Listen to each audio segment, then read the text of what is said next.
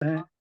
आप महान है प्रभु, आपकी महानता का बखान इतना महान है प्रभु। आप जीवित और सामर्थी अनुग्रहकारी अति करुणामय परमेश्वर हैं। हमें एक बार फिर से आपके प्रिय पुत्र हमारे उद्धार करता प्रभु यीशु मसीह के धन्य नाम में आकर आपको धन्यवाद धन्यवाद करते हैं प्रभु। आपकी महान दया करुणा हुई कि आपने हम सब भाई बहनों को, बच्चों को अपने अनुग्रह में रखकर हर एक बातों में संभालते हुए प्रभु एक बार फिर से इस संध्या के बेला में हमें प्रभु आपके पवित्र चरणों के निकट आने का अवसर दिया। इसके लिए धन्यवाद धन्यवाद करते हैं, धन्यवाद करते हैं प्रभु। आप महान दया करुणा देखिए एक बार फिर से प्रभु हम आज के बाइबल अध्ययन में प्रभु हमारे आदरणीय हमारे भाई के द्वारा प्रभु सीखने के लिए इस अवसर को प्रदान किया है। इसके लिए हम धन्यवाद करते हैं।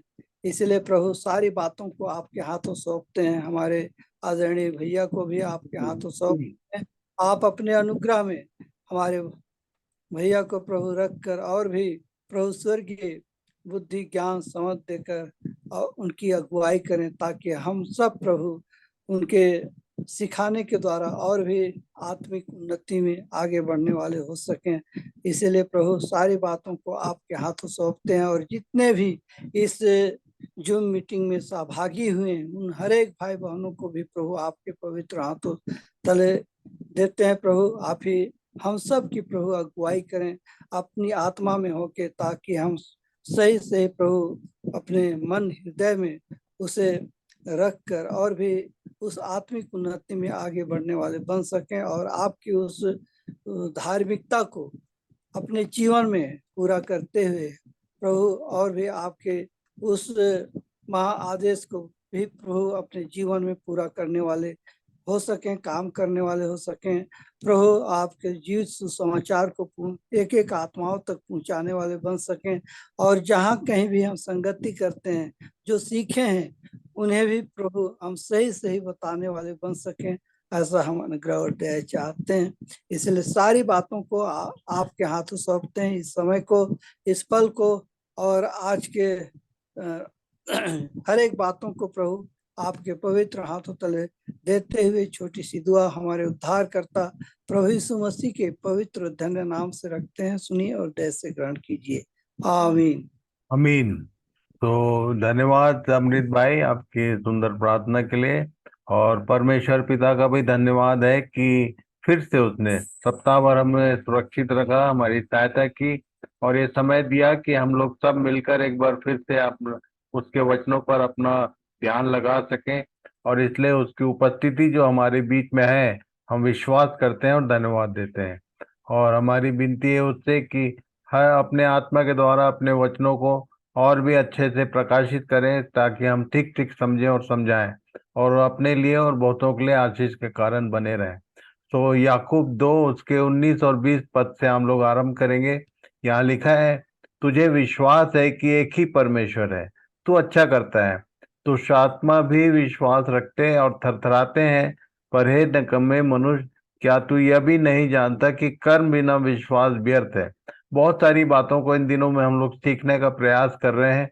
और जो कुछ हम सुनते हैं सीखते हैं उसके विषय में एक लाइन हम लोग आगे पढ़ेंगे। इब्रानी 4 उसका 2। स्मिता तुम हो क्या? जी अंकल। हाँ पढ़ो। इब्रानी 4 का 2। हमें उन्हीं की नाई सुसमाचार सुनाया गया है, पर सुने हुए वचन से उन्हें कुछ लाभ न हुआ, क्योंकि सुनने वालों के मन में विश्वास के साथ नहीं बैठा। ऐसा क्यों लिख दिया? और क्यों क्यों इस वचन पर को ध्यान में रख के हम लोग आगे बढ़ेंगे कि बहुत सारे लोग हैं जो सुसमाचार सुनते हैं। यहाँ पर लिखित में है इजरायलियों के विषय में कि उन्हीं की नाई हम भी सुसमाचार सुन रहे हैं, उनको भी सुनाया गया था, पर उनको सुने हुए वचन से कुछ लाभ नहीं हुआ, क्योंकि सुनने वालों के मन में विश्वास के साथ नहीं बैठा। इसलिए सप्ताह में केवल एक दिन का अध्ययन रखा गया है कि हम सप्ताह भर इन बातों को मन में बैठाने का प्रयास करें और उसके अनुसार एक्शन में आए, कर्म करें।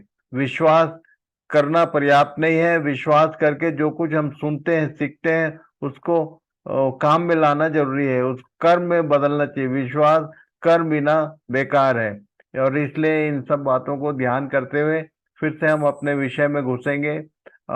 नीति वचन और उसके 9 अध्याय, उसके 1 से 5 तक को हमने पढ़ा था।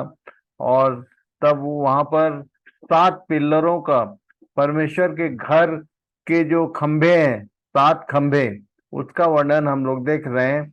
और प्रेरितों काम 2 में पतरस ने इसको समझाया अच्छे से कि वो 7 खंभे क्या क्या हैं। और हम लोग पहले, दूसरे, तीसरे लाइन से हम जा रहे हैं। सबसे पहला खंभा जो हमने देखा था, हृदय का छिद जाना, और उसके बाद हृदय के छिदने से ये काम शुरू होता है। और उसके बाद मन फिराओ, दूसरा खंभा। तीसरा खंभा हम लोग आज ध्यान करेंगे, बपतिस्मा। बपतिस्मा के विषय में पिछली बार कुछ चीजें हमने देखे थे। आज एक विशेष बात उसमें जो जिसका देखना जरूरी है, उसी पर हम लोग ध्यान लगाएंगे। परमेश्वर के वचन में क्या क्या लिखा है। पहला हम लोगों ने देखा, सुनने वालों के हृदय छिद गए। यहाँ से कलीसिया का आरंभ होता है, हृदय के छिदने से आरंभ होता है। और तब दूसरी बात हमने देखा था, मन फिराओ। और तीसरा हम लोग देख रहे हैं, तीसरी बात हम लोग देख रहे हैं बैप्टिज्म के ऊपर। और तब बपतिस्मा के विषय में मत्ती 3 उसके 13, 14, 15 में क्या लिखा है, पढ़ो है। मत्ती 3 13 से 15। यीशु गलील से यरदन के किनारे पर यूहन्ना के पास उससे बपतिस्मा लेने आया, परंतु यूहन्ना यह कहकर उसे रोकने लगा कि मुझे तेरे हाथ से बपतिस्मा लेने की आवश्यकता है और तू मेरे पास आया है। यीशु ने उसको यह उत्तर दिया कि अब तो ऐसा ही होने दे, क्योंकि हमें इसी रीति से सब धार्मिकता को पूरा करना उचित है। तब उसने उसकी बात मान ली। इन सारे वर्सेस को ठीक से सप्ताह भर ध्यान करना। और एक विशेष बात बपतिस्मा के साथ में जुड़ा हुआ है। बपतिस्मा लेने आया यीशु, और तब यूहन्ना उसको जो देने वाला था वो बोल रहा था कि मुझे तेरे हाथ से बपतिस्मा लेने की आवश्यकता है। और रोमी 6 उसके 3, 4 में क्या लिखा?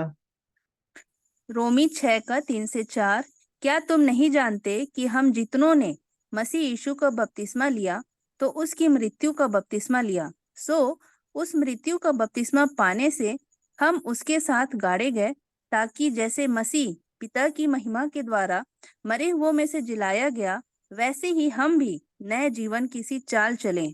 तो ये वर्सेस में मुख्य बात एक देखने का है, बपतिस्मा लेने की बात हो रही है, देने की बात नहीं हो रही है। तो इवन बपतिस्मा देने के लिए जिसका नाम इंट्रोड्यूस किया गया है, यूहन्ना बपतिस्मा देने वाला, वो खुद भी कह रहा था कि मुझे तेरे हाथ से बपतिस्मा लेने की आवश्यकता है। सो बपतिस्मा दिया नहीं जाता, लिया जाता है। बपतिस्मा लेना ये पर्सनल, एकदम व्यक्तिगत बात है। और इसलिए इन वचनों को ध्यान करेंगे। लिखा है रोमी 6 में, जितनों ने मसीह यीशु का बपतिस्मा लिया और मृत्यु का बपतिस्मा लिया, बार बार लिया शब्द आता है। और आगे क्या लिखा? पहला कुरिन्थी 12 उसका 13 पद। हम सब ने, क्या यहूदी हो क्या यूनानी, क्या दास क्या स्वतंत्र, एक ही आत्मा के द्वारा एक देह होने के लिए बपतिस्मा लिया, और हम सब को एक ही आत्मा पिलाया गया। बपतिस्मा लेने की बात हो रही है बार बार, आप ध्यान करना। ये सारे वर्सेस मैं भेजूंगा आप लोगों को, इन बातों को सप्ताह भर ध्यान करना। पहला कुरिन्थी 10 उसका 1 से 2 में क्या लिखा? हे भाइयों, मैं नहीं चाहता कि तुम इस बात से अज्ञात रहो कि हमारे सब बाप दादे बादल के नीचे थे, और सब के सब समुद्र के बीच से पार हो गए, और सब ने बादल में और समुद्र में मूसा का बपतिस्मा लिया। बपतिस्मा लिया, बार बार लेने की बात हो रही है। और प्रेरितों काम 8 अध्याय, रानी कंदाके का मंत्री और फिलिप्पुस की जो बातचीत हो रही थी, उसमें 36 से 37 के बीच में क्या लिखा, पढ़ लो। प्रेरितों के काम 8 का 36 से 37। मार्ग में चलते चलते वे किसी जल की जगह पहुंचे। तब खोजे ने कहा, देख यहाँ जल है, अब मुझे बपतिस्मा लेने में क्या रोक है। फिलिप्पुस ने कहा, यदि तू सारे मन से विश्वास करता है तो हो सकता है। उसने उत्तर दिया, मैं विश्वास करता हूँ कि यीशु मसीह परमेश्वर का पुत्र है। तो बपतिस्मा के लिए विश्वास का होना जरूरी है, और विश्वास एकदम पर्सनल मैटर है। कौन कैसा विश्वास करता है देने वाले को नहीं मालूम, लेने वाले को मालूम होना चाहिए। और प्रेरितों काम 16 उसके 15 पद में भी यही शब्द आया, पढ़ो। प्रेरितों के काम 16 का 15, उसने अपने घराने समेत बपतिस्मा लिया। लिखा है कि इंडिविजुअल बैप्टिज्म भी होता था, घराने ने मिलकर उसने अपने घराने समेत बपतिस्मा लिया। आगे पीछे पढ़ लेना 16 अध्याय किसके बारे में लिखा है, पर बपतिस्मा देने की बात कहीं कुछ नहीं लिखे, बल्कि उल्टा उसके बारे में पौलुस ने क्या बोला, पहला कुरिन्थी 1 उसका 14 से 16। मैं परमेश्वर का धन्यवाद करता हूँ कि क्रिस्पुस और गयुस को छोड़ मैंने तुम में से किसी को भी बपतिस्मा नहीं दिया। कहीं ऐसा ना हो कि कोई कहे कि तुम्हें मेरे नाम पर बपतिस्मा मिला और मैंने स्तिफनास के घराने को भी बपतिस्मा दिया। इनको छोड़ मैं नहीं जानता कि मैंने और किसी को बपतिस्मा दिया। यदि बपतिस्मा देना मुख्य होता तो ये काउंट करता। ये बोल रहा है कि उसने मुझको बपतिस्मा देने के लिए नहीं नियुक्त किया। मैंने किसी को बपतिस्मा, कुछ एक दो लोग हैं जिनको पौलुस ने बपतिस्मा दिया। कई बार बपतिस्मा देने वाले लोग अपनी पीठ ठोकते हैं, हमने इतने आदमियों को, फलाना व्यक्ति को मालूम मैंने बपतिस्मा दिया, ऐसा ऐसा विचार बनता है। इवन यीशु के बारे में क्या लिखा है, यूहन्ना 4 उसका पहला और दूसरा पद। फिर जब प्रभु को मालूम हुआ कि फरीसियों ने सुना है कि यीशु यूहन्ना से अधिक चेले बनाता और उन्हें बपतिस्मा देता है, यद्यपि यीशु आप नहीं वरन उसके चेले बपतिस्मा देते थे। लिखा है कि यीशु ने बपतिस्मा दिए ही नहीं किसी को, चेले बपतिस्मा देते थे। और इसलिए इस विषय को ध्यान रखेंगे कि बपतिस्मा दिया नहीं, लिया जाता है। मुख्य बात लेने वालों के ऊपर लिखा है कि यदि तुम विश्वास करो और बपतिस्मा लो तो तुम पवित्र आत्मा का दान पाओगे और तो तुम्हारा उद्धार होगा। ये सब बातें मेंशन किया हुआ है। इसलिए जब बपतिस्मा शब्द आता है, इसके लिए एक ही विषय ध्यान करना है कि बपतिस्मा देना कोई विशेष जगह नहीं रखता। बपतिस्मा देने का कोई रिवार्ड मैंने कहीं नहीं देखा, पर बपतिस्मा लिए जाने पर बहुत सारी बातें जुड़ती हैं। परमेश्वर के वचन में बहुत सारी चीजें हैं। तो प्रभु सबको आशीष दे। इन बातों को बहुत गंभीरता पूर्वक ध्यान करो, जो पुराने हैं वो भी और नए जो हैं वो भी। और बपतिस्मा के विषय में मैंने पिछली बार बताया था, बपतिस्मा जो है वो एक गाड़े जाने का सेरेमनी है, मसीह यीशु के साथ गाड़ा जाना। पिछली बार हमने देखा था रोमी 6 अध्याय, और उसके 1 से 6 पद तक हमने देखा। हम एक बार फिर से खोल के पढ़ो जरा, रोमी 6 उसके 6 पद को पहले पढ़ो। क्योंकि हम जानते हैं कि हमारा पुराना मनुष्य उसके साथ क्रूस पर चढ़ाया गया। ये हुआ कि नहीं पब्लिक को कैसे मालूम होगा, दूसरा व्यक्ति नहीं जान सकता। ये मैं केवल मेरे विषय में जानता हूँ, ये पर्सनल मैटर है। मेरा पुराना स्वभाव गया कि नहीं, क्या लिखा है, हम जानते हैं। उसके 7 को भी पढ़ो। क्योंकि जो मर गया वह पाप से छूटकर धर्मी ठहरा। जो मरने की बात हो रही है, जो मर गया वो पाप से छूटकर धर्मी ठहरा। मरना कहाँ, 6 पद। क्योंकि हम जानते हैं कि हमारा पुराना मनुष्यत्व उसके साथ क्रूस पर चढ़ाया गया ताकि पाप का शरीर व्यर्थ हो जाए, ताकि हम आगे को पाप के दासत्व में ना रहें। तो शारीरिक स्वभाव जो है वो पाप उत्पन्न करता है, वो खत्म हो गया कि नहीं। एक व्यक्ति जब तक ये अनुभव ना करे तब तक उसको बपतिस्मा लेना नहीं चाहिए।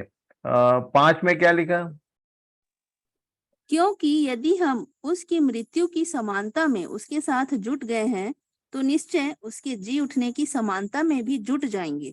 जी उठने की समानता भी मिलती है यदि उसकी मृत्यु की समानता हमारे जीवनों में है। और इन बातों को ठीक ठीक जो पुराने लोग हैं, अमृत भाई, भैया राम, जूलियस, तुम लोग ठीक से समझाओ सबको कि ये मृत्यु की समानता क्या होती, किसके बारे में बोल रहा है। पुराना स्वभाव क्रूस पर चढ़ाया गया कि नहीं। और उसके बाद 3 और 4 पढ़ो। क्या तुम नहीं जानते कि हम जितनों ये ने बार बार बोल रहा है, क्या तुम नहीं जानते? चाहे पुराने हैं चाहे नए हैं, सबको मालूम होना चाहिए। क्या तुम नहीं जानते? रुक के अपने आप से प्रश्न करो कि ये बात तुम जानते हो क्या? जिनका हो गया उनको उनको भी जानने की जरूरत है, जिनका नहीं हुआ बपतिस्मा उनको भी जानने की जरूरत। क्या लिखा? क्या तुम नहीं जानते कि हम जितनों ने मसीह यीशु का बपतिस्मा लिया तो उसकी मृत्यु का बपतिस्मा लिया, सो उस मृत्यु का बपतिस्मा पाने से हम उसके साथ गाड़े गए, ताकि जैसे मसीह पिता की महिमा के द्वारा मरे हुओं में से जिलाया गया, वैसे ही हम भी नए जीवन की सी चाल चले। नए जीवन की सी चाल चलने के लिए ये जगह, ये तीसरा खंभा जो है ये जरूरी है। इसलिए इस विषय को ठीक ठीक ध्यान करें, मनन करें और उसके बाद आगे बढ़ें।